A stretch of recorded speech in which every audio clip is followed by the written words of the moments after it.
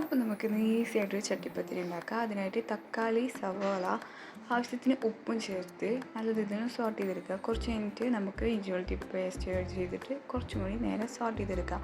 എന്നിട്ട് നമുക്കതിലേക്ക് മല്ലിപ്പൊടി, മുളക് പൊടി, മഞ്ഞൾപ്പൊടി, പിന്നെ ഗരം മസാലയും കുരുമുളക് പൊടിയും പിന്നെ കുറച്ച് ടൊമാറ്റോ കെച്ചപ്പ് ആഡ് ചെയ്തിട്ട് അത് ഇതിലൊന്നും കൂടി വഴറ്റിയെടുത്തതിന് ശേഷം നമുക്ക് ചിക്കനും കൂടി ആഡ് ചെയ്ത് നല്ല രീതിയിൽ മിക്സാക്കി ലാസ്റ്റ് കുറച്ച് മല്ലിയിലയും കൂടി ചേർത്ത് കൊടുത്ത് നമ്മൾ മിക്സ് ഇവിടെ റെഡിയാണ്. ഇനി നമുക്ക് 2 മുട്ടയിലേക്ക് കുറച്ച് പാലൊഴിച്ച് നല്ല രീതിയിലൊന്ന് മിക്സ് ചെയ്ത് വെക്കാം. ഇനി നമുക്ക് സമൂസയുടെ ഷീറ്റ് ഓരോന്നായിട്ട് ഈ ഒരു എഗ് മിക്സിൽ ഡിപ്പ് ചെയ്തതിന് ശേഷം നമ്മളൊരു ബേസ് ഉണ്ടാക്കിയെടുക്കുക. എന്നിട്ട് നമ്മൾ ആ ബേസിലേക്ക് നമ്മൾ ഉണ്ടാക്കിയ ഫില്ലിങ് ആഡ് ചെയ്ത് കൊടുക്കുക. നിങ്ങൾക്ക് എത്ര ലെയർ വേണമെങ്കിലും ഇതേപോലെ ചെയ്തെടുക്കാം. ഞാനിവിടെ 2 ലെയറാണ് ചെയ്തെടുക്കുന്നത്. ഇനി ലാസ്റ്റ് ഒരു ലെയറും കൂടി അത് കവർ ചെയ്യുന്ന രീതിയിൽ വെച്ച് കൊടുക്കുക. നല്ല രീതിയിൽ എല്ലാ ഭാഗവും ഫില്ല് ചെയ്യുന്ന രീതിയിൽ തന്നെ വെച്ച് കൊടുക്കേണ്ടതാണ്. പിന്നെ നമ്മൾ മറിച്ചിടുമ്പോൾ അപ്പോൾ ഫില്ലിങ് പുറത്ത് വരാത്ത രീതിയിൽ നല്ല രീതിയിൽ കവർ ചെയ്ത് വെക്കുക.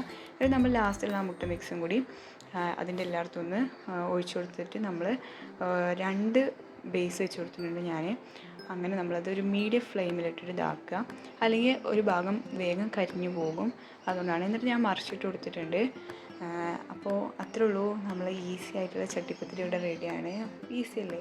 അപ്പോൾ എല്ലാവരും ഒന്ന് ട്രൈ ചെയ്ത് നോക്കുക.